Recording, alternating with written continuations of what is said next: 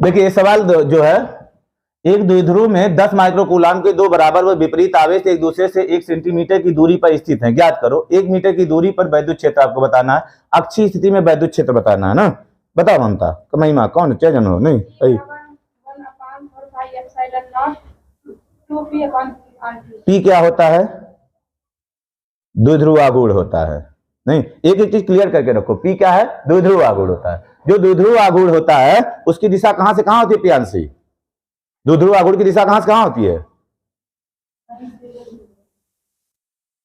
कभी खोलती है कभी घर पे मार दे थोड़ा बड़ा बिगड़ जाएगा लगे ना, धन से ऋण की तरफ होती है।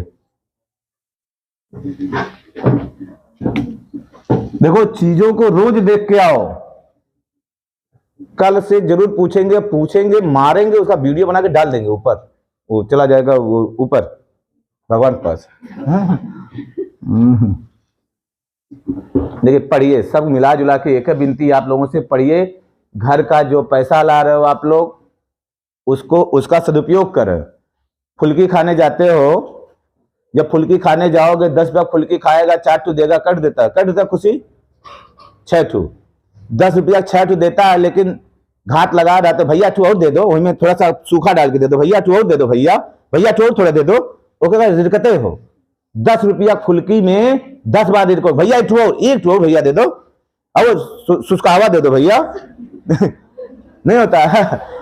और यहाँ 300 रुपया देते हो, कबो नहीं कहते हो सर जी एक दिन और सर जी, अच्छा आधा घंटा सर जी और पढ़ा दीजिए, सर जी आधा घंटा और पढ़ा दीजिए, एक दिन नहीं कहते हो। अरे हम अगर क्या नाम होता है 15 मिनट पढ़ा छोड़ दें, हमारे खुशी के तो अपन के चौनिया जाते हो। नहीं, कभी नहीं कहते हो कि अच्छा क्या नाम होता है आधा घंटा और पढ़ा दीजिए, या संडे को कोई पढ़ा दीजिए, काहे कहोगे?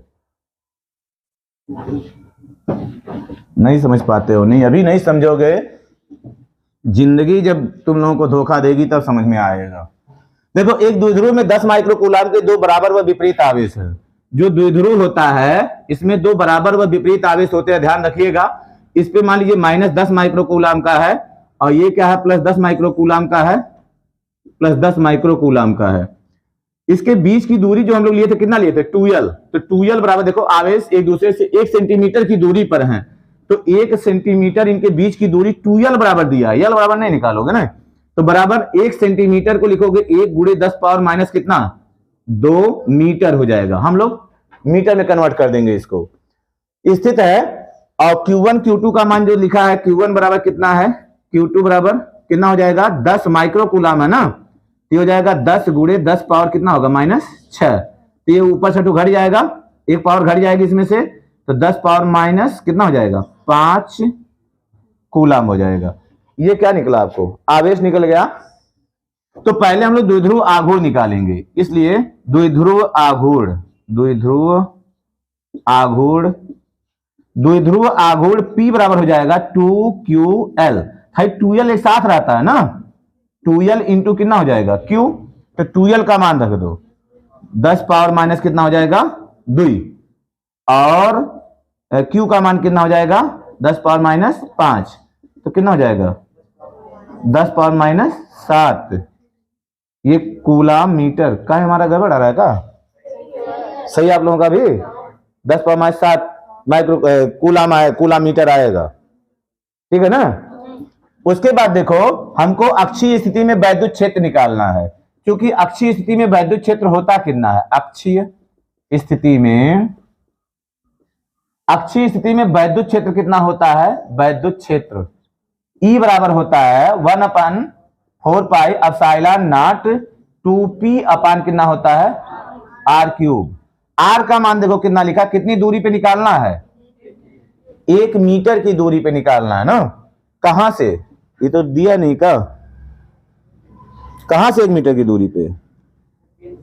द्विध्रुव से 1 मीटर की केंद्र से दूरी दिया गया, नहीं r का मान दिया गया है, 1 मीटर की दूरी पे निकालना है। ये हो जाएगा 9 × 10 पावर 9 और 2p, 2 इंटू p का मान रख दो 10 पावर -7 बटे r का मान कितना हो जाएगा 1 मीटर। r बराबर यहां से यहां तक की दूरी लिखा है 1 मीटर लिखा है, तो 1 का क्यूब हो जाएगा, तो 9 दूना 18, गुणे 10 पावर 2 तो बराबर कितना हो जाएगा 1800 हो जाएगा ना। 1800 आपको क्या आएगा इसका वोल्ट न्यूटन पर मीटर। न्यूटन क्या होता है इसका मात्रा क्या होता है ई का, न्यूटन पर कूलाम हो जाएगा ना, इतना हो जाएगा। समझ में आया ना, न्यूटन पर कूलाम होता है, ई बराबर एफ अपान क्यू होता है ना।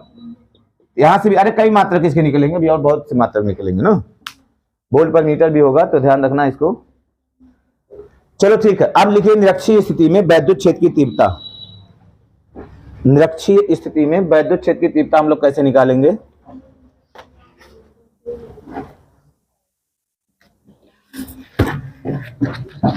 निरक्षीय स्थिति में वैद्युत क्षेत्र की तीव्रता देखिए हम लोग कैसे निकालेंगे। निरक्षीय स्थिति में कल हम लोग अक्षीय स्थिति में निकाले थे। निरक्ष रेखा क्या होती है, अक्षीय रेखा के क्या होगा लंबवत होगा और द्विध्रुव के मध्य बिंदु से होकर जाने वाली ना, द्विध्रुव के मध्य बिंदु से होकर जाने वाली तथा अक्षीय द्विध्रुव के अक्ष के लंबवत रेखा को हम लोग कहते हैं निरक्ष रेखा।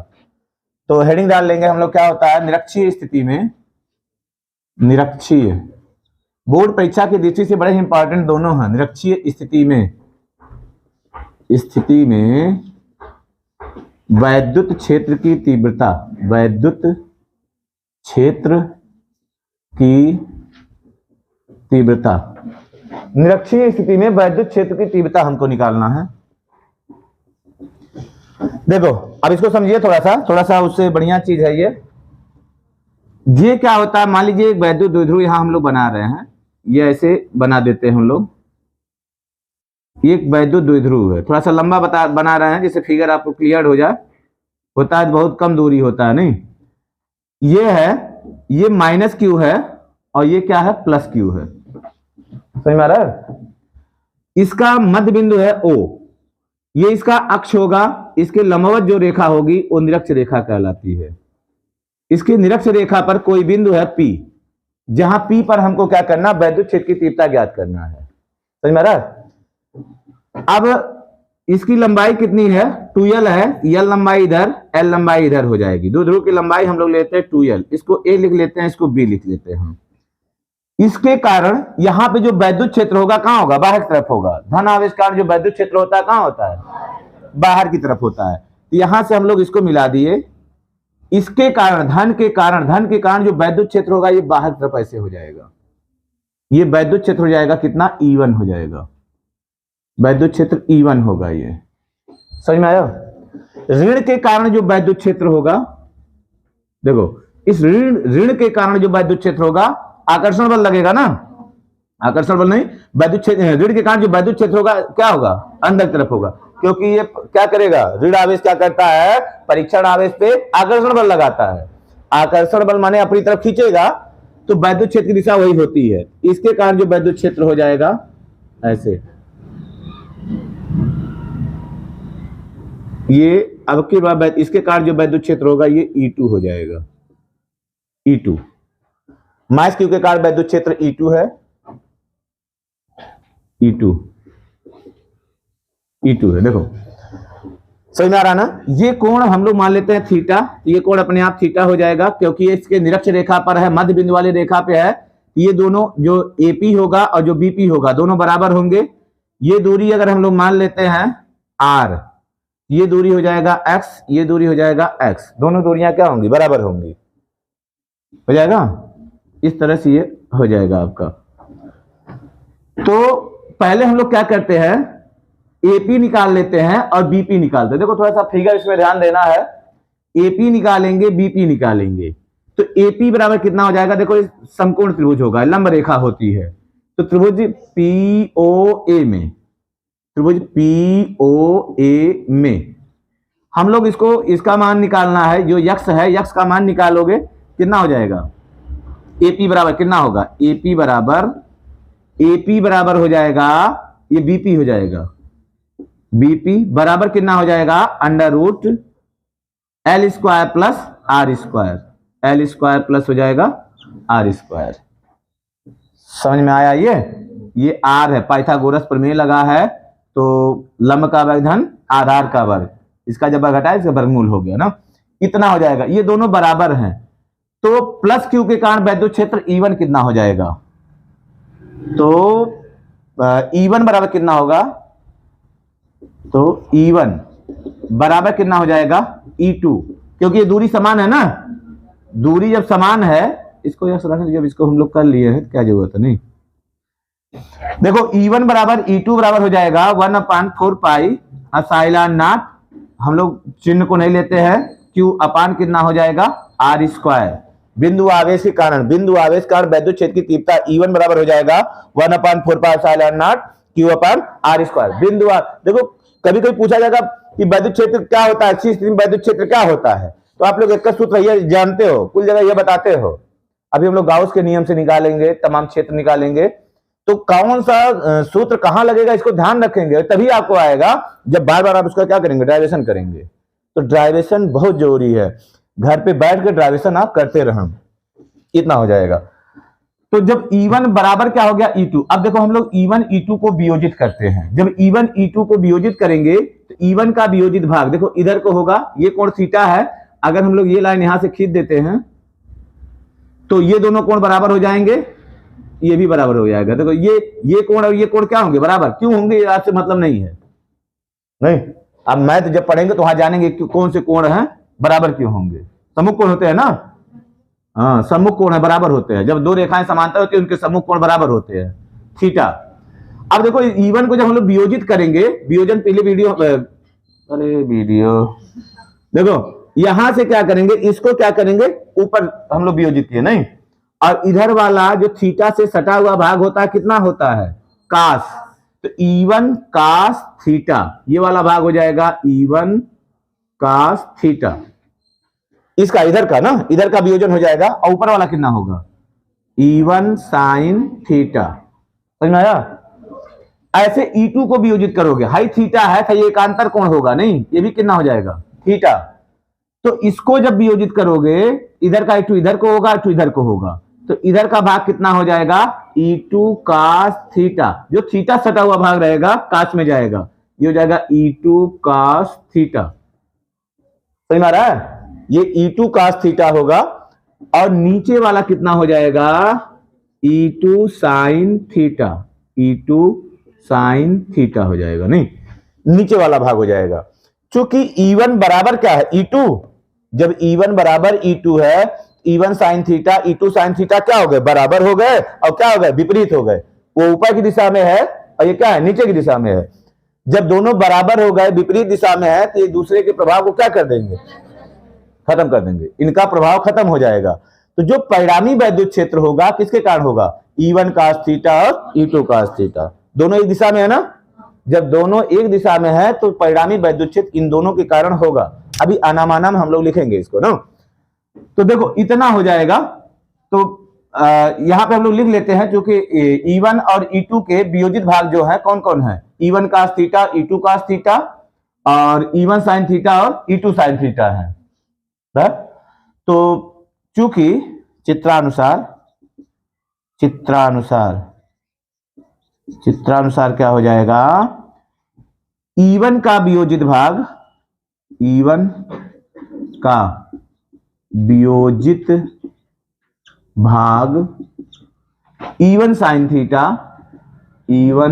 थीटा तथा E2 का वियोजित भाग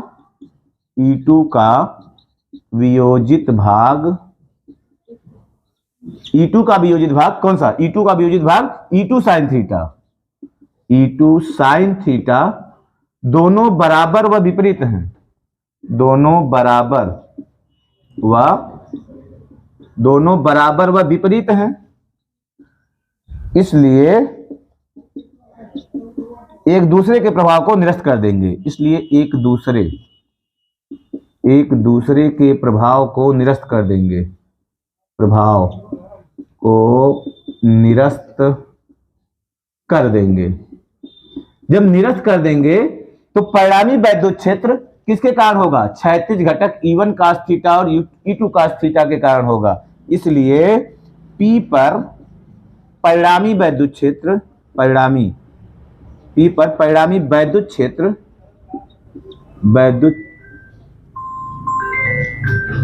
P पर परिणामी वैद्युत क्षेत्र क्या हो जाएगा? देखो P पर परिणामी वैद्युत क्षेत्र किसके कारण होगा? E1 cos थीटा और E2 cos थीटा के कारण होगा वैद्युत क्षेत्र। E1 cos थीटा और E2 cos थीटा के कारण होगा, ये बात को समझ में आया? ऐसा हम लोग देखे थे उसमें, क्या वलय के कारण जब वैद्युत क्षेत्र निकाले थे ना, सेम यही कंडीशन आया था। इसलिए P पर कुल वैद्युत क्षेत्र, P पर कुल वैद्युत क्षेत्र E बराबर हो जाएगा E1 प्लस E2, एक ही दिशा में है, जुड़ जाएगा। तो E1 का मान कितना है? देखो E1 का मान ऐसे निकाल दो, 1 अपान, ऐसे लिखोगे नहीं, E1 cos theta plus E2 cos theta. E1 और E2 का मान रख दीजिए 1 upon 4 pi epsilon not Q upon R square. R square माने क्या हो गया?